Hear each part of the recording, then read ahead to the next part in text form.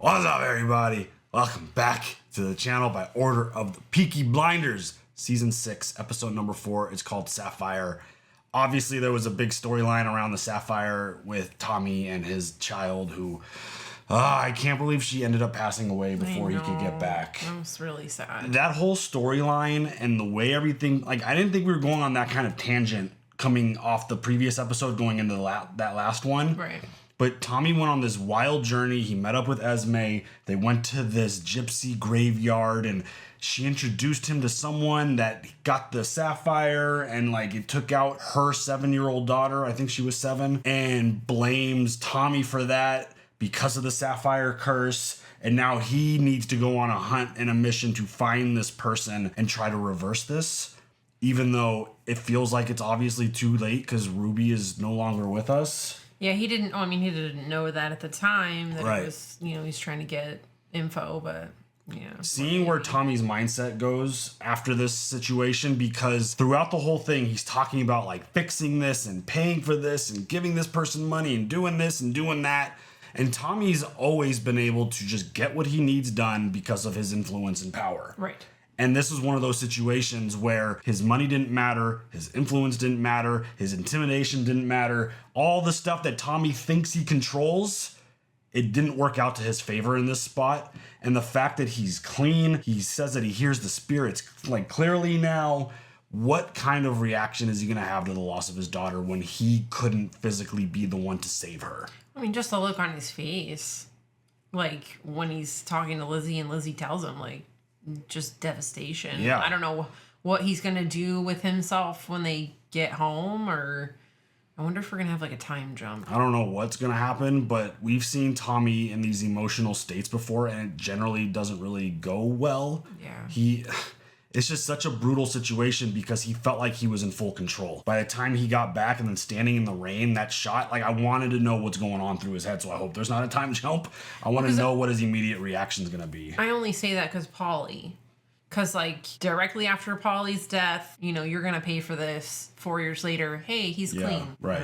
I don't know what the death of his daughter would do. It's such a brutal and emotional storyline to insert with all this other stuff that's going on, because the storyline with Michael's obviously a really big one. He's still locked up and he wants revenge on Tommy. He blames Tommy for Polly's death and he wants the revenge on that. And just this deals that he's making and the people that he's meeting with. And Ada was a freaking rock star in this last episode running the meetings for him. So good. I love her. I mean, this Mosley's wife, I guess. Last mistress he'll ever have. Yeah. She's like the conversation the two of them had was quite interesting and very entertaining.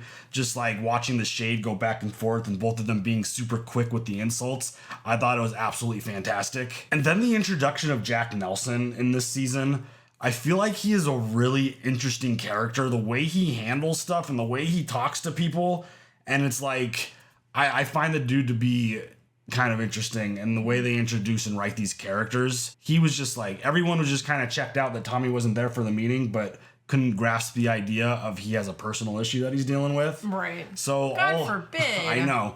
The friggin' death of his daughter. Yeah. I mean, he didn't know that at the time. Family stuff? Yeah. Jesus. Always comes number one. Yeah. But just the idea of like all this business stuff that Tom has going on, and now his personal issue with the loss of his daughter. How's the relationship with him and Lizzie gonna look? What is his emotional response going to be to all this? And I mean, of course, the whole storyline with Michael and Gina is obviously still a very big one. So Fucking Gina. I'm very curious to see where this goes now, because the tone, I had worry about Ruby, but I thought like this stuff was going to work out. I thought, I thought they were going to do some type of like, like a remedy, like a witch or some type of like potion or something that would help her. I thought that's what Esme's role was going to be. I thought they were going to bring Esme back and like she was going to do some type of concoctions to help Ruby. Yeah. That just did not happen. Didn't happen, and now Tommy's standing in the rain mourning the loss of his daughter. I don't know I don't know which way he's going to go with his emotions and his just actions, but I'm ready to see where it goes. Yep. We're getting close to the end. There's only like 3 episodes left. Only 2 after we watch this one, which is insane. So, you ready for it? Yeah. Let's go. Aww. In Baby. Shit.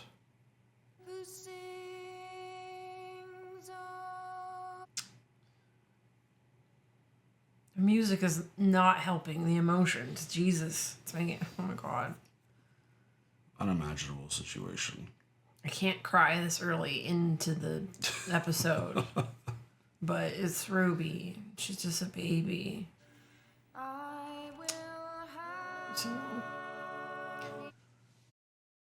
So, you know, it's a little kid coffin.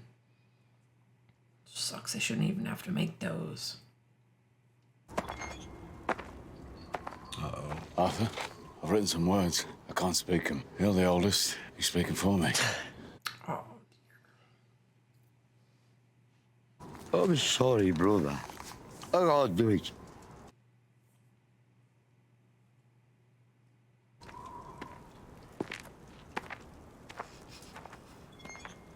he looks so old now. He's been through it. We could have afforded a golden carriage. She deserved a golden carriage, but we didn't afford ourselves that luxury.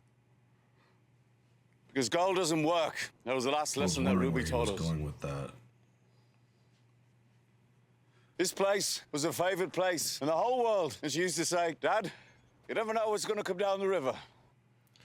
Okay. It's little Ruby's fate came 1,000 miles too soon.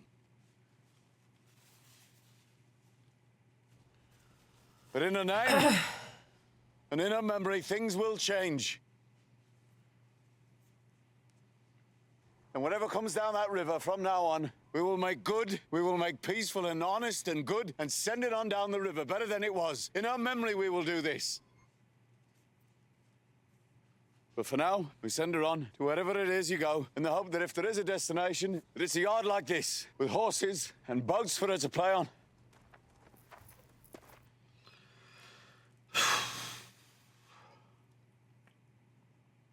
I've got the petrol. Who will light the flame? Jeremiah, you made her laugh. You light the flame. No! No!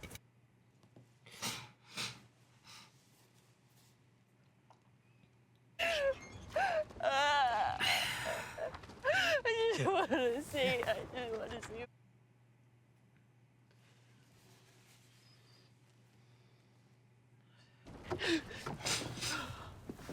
I thought about that, like watching your baby burn.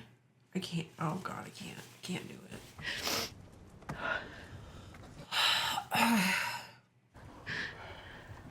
The devils who did this will pay, Ruby. What do you mean? What do you mean? Where are you going? Oh shit. Lizzie needs you right now. You can't just go get revenge. He's like, I need to go handle this my way. Pulling away like that. Oh That my is painful. God.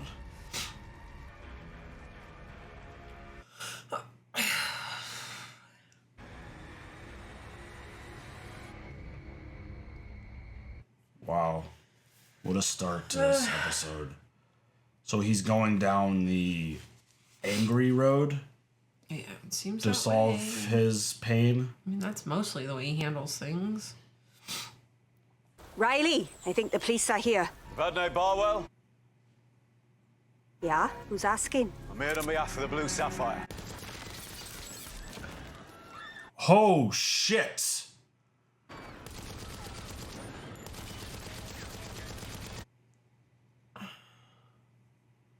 Holy cow.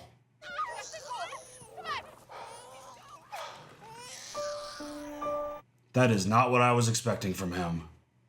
You think killing those people are gonna make things better? Holy shit, dude.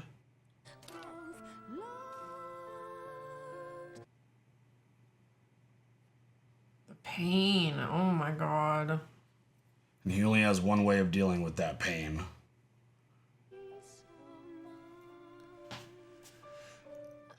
Seeing Tommy get emotional like this is...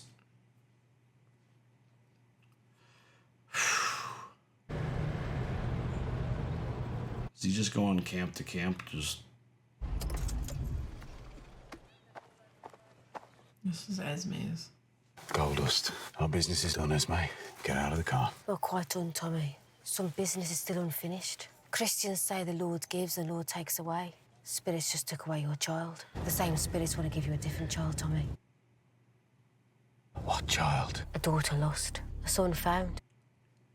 Before he went to France a long time ago at Appleby Fair, he slept with a girl. Her name was Zelda. Oh, wow.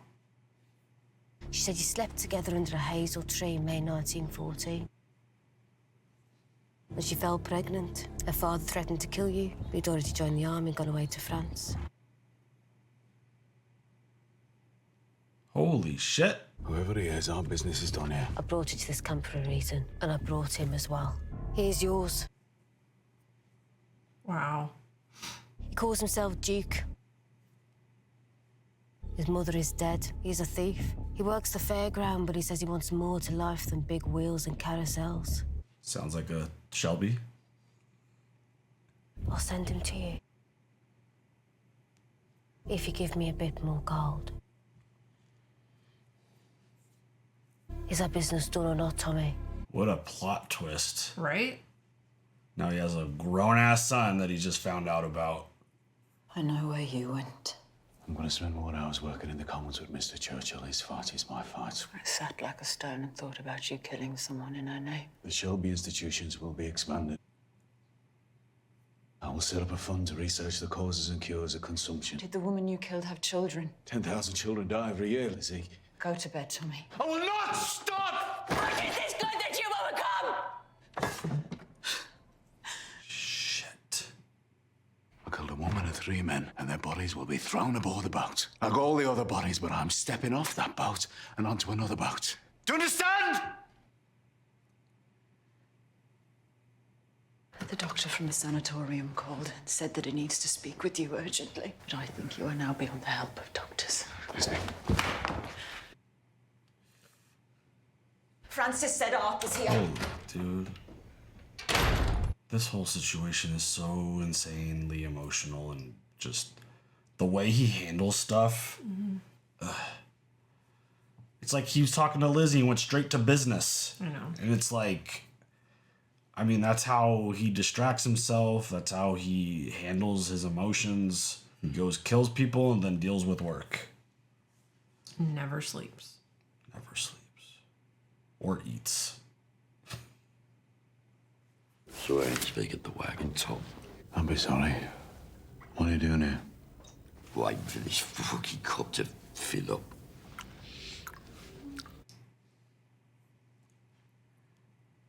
Plenty of battles, Arthur. Start another battle. I thought maybe they're all full of fucking blood. And young Tom fucks up your mind. And Arthur's whole situation with the dude who was stealing, that was really powerful for him too. But obviously, doesn't look like he's handling it well. It's from that time I gave you a beating when you was 12 and I was 9. We were fighting over cigarettes.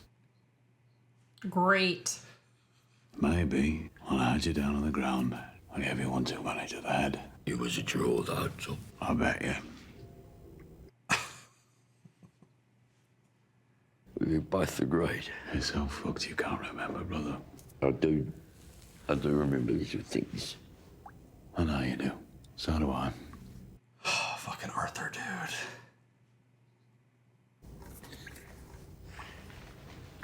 Poor Arthur. I feel like we've said that so many times in this show. So many times. I mean, it's another case of a gangsta doing gangsta shit who they write to be very sympathetic. Oh, you're almost there, bud. Yeah, cook's nearly full capacity. So we You're don't like, stuff wait, anymore. You don't drink no more, Tom. Arthur. Uh-oh.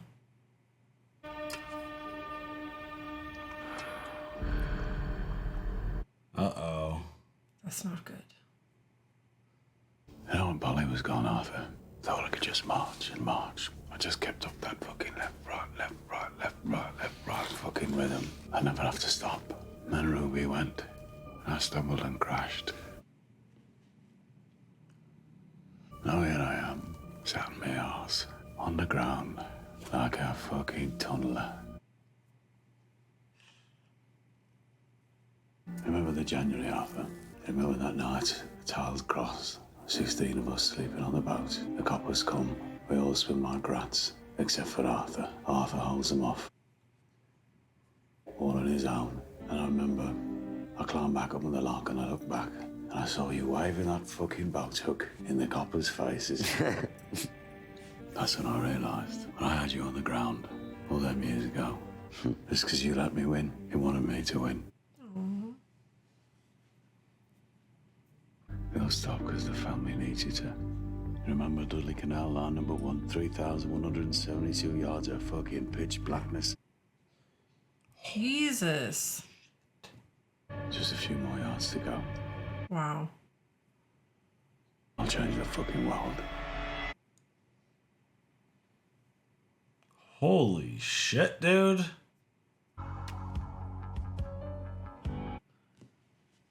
That brotherly love, though. This is one of those episodes where it feels like it's setting a really dark tone for the rest of the episodes that remain. Mm-hmm. It's like, are we saying goodbyes right now? Like, is Or we're just gonna go out guns a-blazing. I mean, he wants to change the world, so we'll see. Mr. Shelby will be down shortly. Please tell Mr. Shelby on behalf of us all that changing the world can wait. He doesn't want to wait. There is champagne. Oh, goody.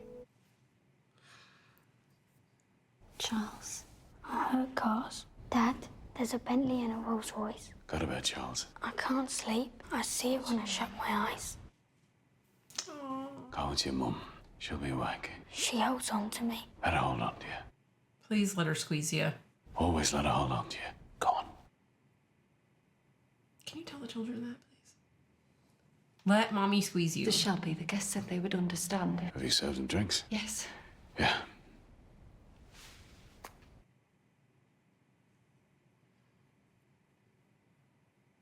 I'm okay, Francis. No, you're not. You are not okay. The agenda is in my head. I'm okay. I look okay? No. If someone touches you, you won't shatter. You know, I went to a meeting of similar intent to this in Berlin, attended by the Chancellor himself, and Göring, and Himmler.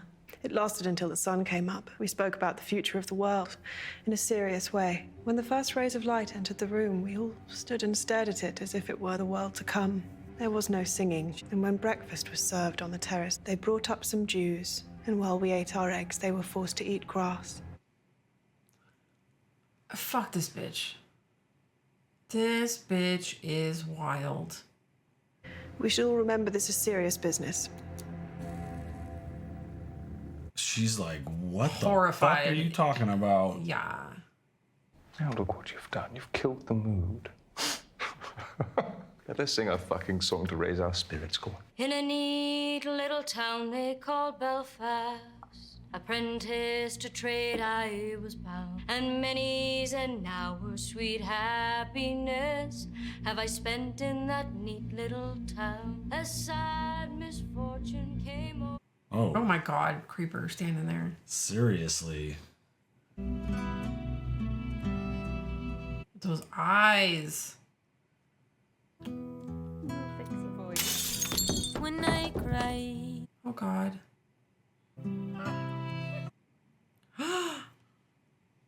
Feeling is old. What the fuck? I've come to love. Whoa.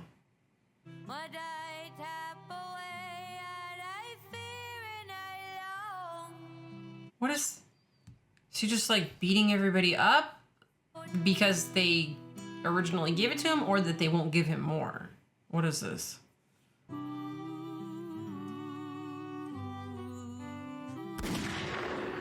Oh god.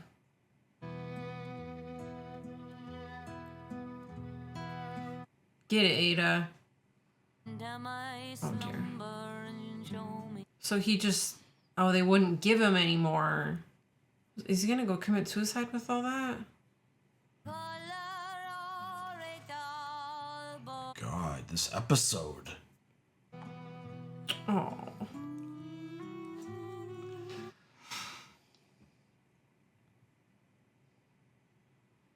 Animals know.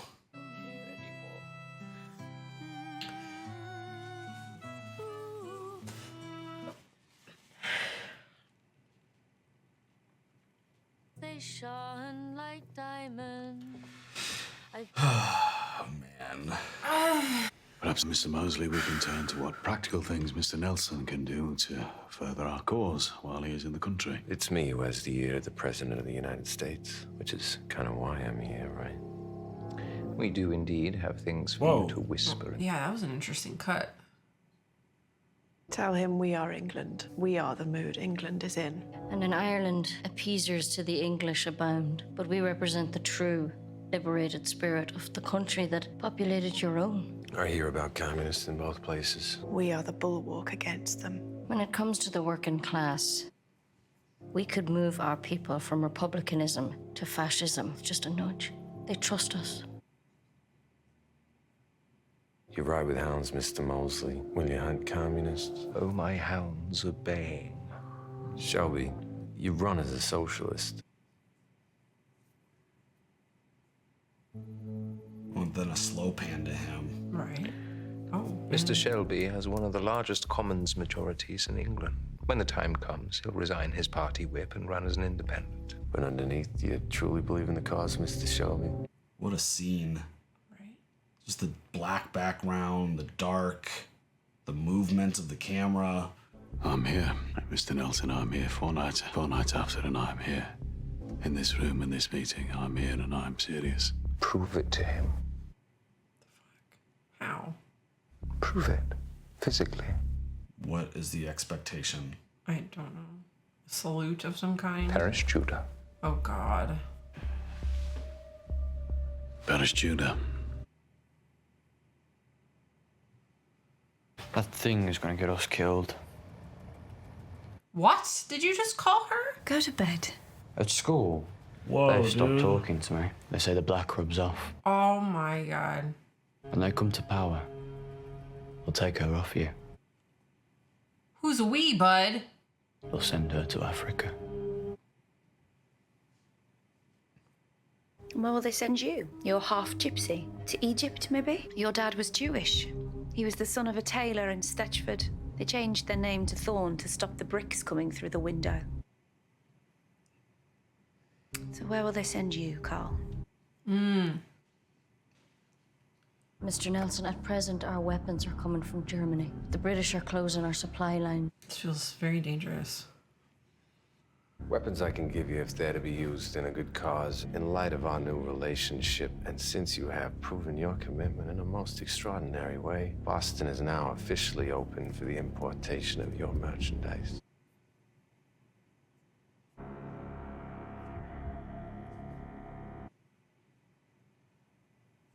This scene is so tense. It is.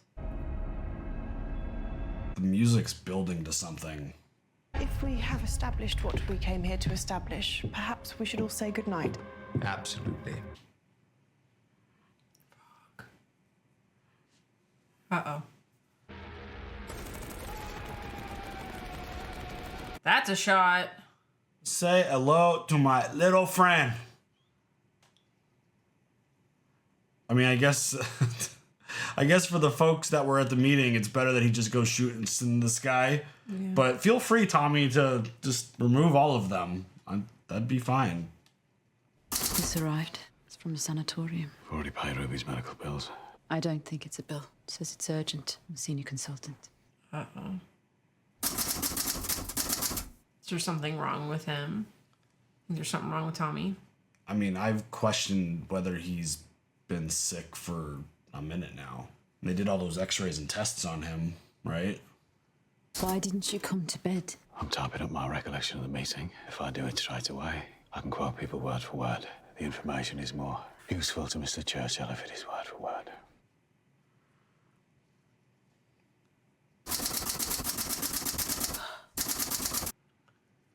Obsessed. I mean, I get it, but also... Oh. I burned her chair. Paint on the wood left a smell in the air. I didn't open the window. Quite like the smell. Man. I have this work to do because now I know, and I will change. that I have to change. And change for good. Not just yet. This is taken such a sharp tangent. Like, the storyline with, like, Michael feels like it's been kind of put to the side. Yeah. I mean, obviously, he's still got his situation to deal with, but this whole Ruby and changing the world thing is taken over. Hello? Oh.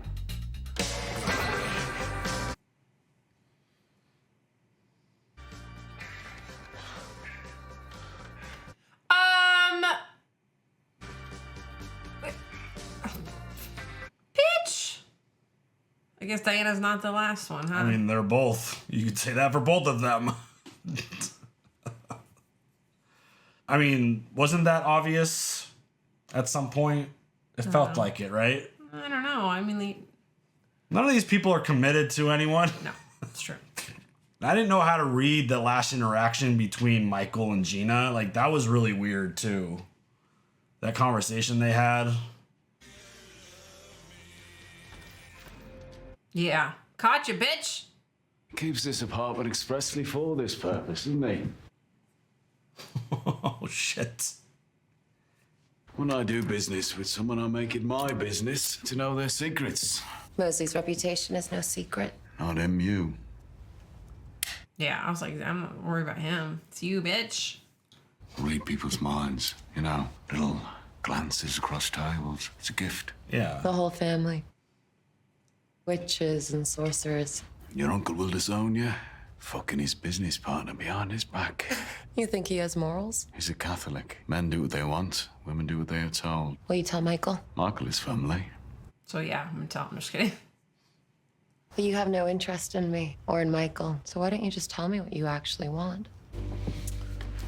I don't think Michael makes it through this show. That's my prediction. I think he's just, yeah, constantly being used. He'll be in the room when he meets senior members of the German government. I want to know what is discussed, and I want to know what is decided. And if I lie? I will know. Ah, shit. You know, Michael thinks you're the devil, and I think he might actually be right. That's the other reason I came here. What are Michael's real intentions towards me? And if you lie, I will know. Dude. He wants you killed, bro. He intends to complete the deal, and then you both walk away. Liar.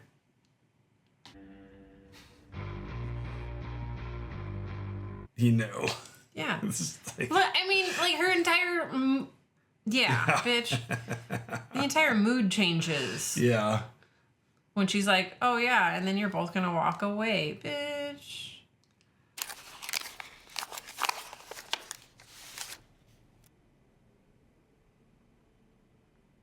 Matter of urgency. Oh, no. There's something wrong with him. That was really interesting, the way they highlighted the text. It was.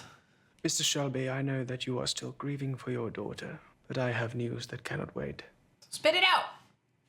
When you were x-rayed and examined at the sanatorium 10 days ago, there was no TB found in your lung. But I am afraid they found something else. Something related to your daughter's illness. At the sanatorium, they conducted blood tests. The tests suggest that the shadow you can see at the base of your skull is not cancer, it is tuberculoma. What the hell? exactly? Tubercular growth caused by the same bacteria as TB. Oh, God. Don't mind the kitty You may at the pick it door. up from your daughter. Once this disease enters a household, it can run wild. Oh, shit. It seems the Shelby household is no exception. As I say, I am aware that you are still grieving, but you must understand this is very serious. That shot. From the size of the tumor, expansion must have been rapid. I have no doubt that you are already experiencing symptoms. Have you recently suffered seizures, bouts of weakness, dissociation, hallucinations? Yeah. Uh-oh. Does Tommy not make it out of this show? Why didn't you come and see me? I have work to do. My danger to others. No. Unlike TB, tuberculoma is not infectious. Mr. Shelby, it is not infectious, but in your case, I am afraid it is inoperable. Oh, shit. Any attempt to remove it would result in trauma and brain hemorrhage. Whilst you were refusing my calls, I showed your x-rays to 3 of the best surgeons in the country. They all said they would not operate. Wow. Is he gonna keep trying to like make amends now and try to like fix the Ruby curse issue that he thinks is causing all this? As the tumor grows, the rate of physical and mental deterioration will increase. Jesus. Eventually, you will need people around you constantly who love you very much. This music is haunting. I understand that you have defeated many enemies, Mr. Shelby. Now you have a new one inside you. You cannot defeat it. This is awful. How long before I need people around me who love me very much? 1 year, perhaps 18 months. Wow. I'll adjust my finances accordingly. Thank you. I will write you explaining the full implications. Yep, thank you. Something serious? No, Yeah. just a bill I wasn't expecting, and I'll have to pay it. Yeah, different kind of bill. Shit. What are you gonna like? I don't even know. Not a devil. A year, maybe 18 months. I'm not the devil. Just an ordinary mortal man. Did he ever actually believe that he was immortal? I mean... And one of you will die. Just give me enough time to do what I have to do. Kill and kill.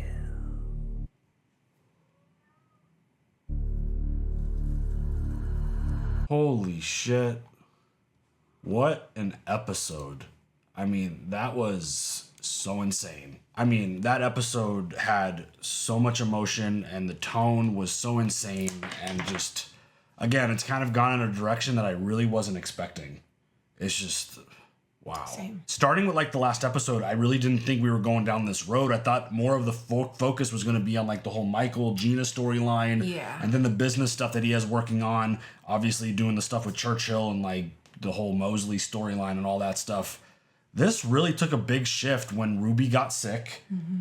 And I mean, I feel like they've been hinting at the idea of Tommy being sick for a while now. With like the I keep coughing, the seizures. I mean, I keep going back to that one episode where like he was standing in front of the fire and he just looked like his cheeks were sunken. Like he just didn't look good.